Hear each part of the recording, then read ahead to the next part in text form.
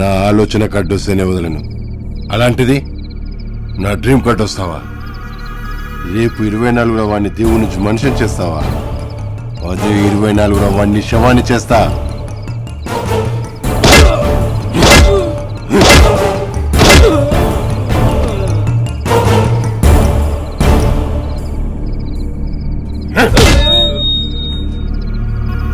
వాడెప్పటికీ దేవుడే.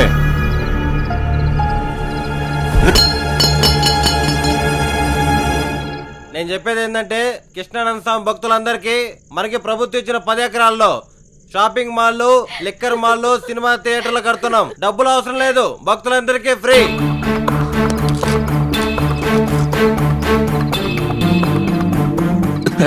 సారీ, నీకు ఇచ్చిన మాట నిలబెట్టుకోకుండా వెళ్ళిపోతున్నాను. వాళ్ళకి మన ప్లాన్ తెలిసిపోయింది.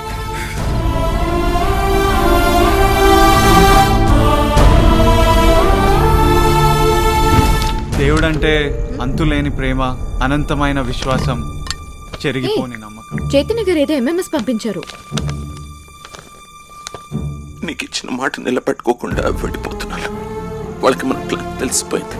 కానీ ఆ డబ్బు ఎటు పరిస్థితుల్లో జనాలకి చేరా. వాళ్ళ ఆశ, నా ఆశయం ఇప్పుడు 2 నీ చేతిలో ఉన్నాయి. నమ్మకాన్ని గెలిపించు.